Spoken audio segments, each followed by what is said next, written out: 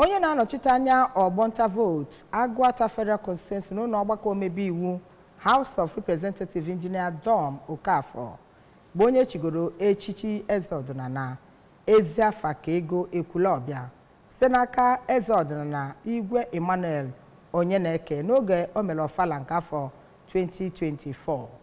Chibuzo Okoye nọ ebe a ma weta ozi a ka anyị sonyele ya.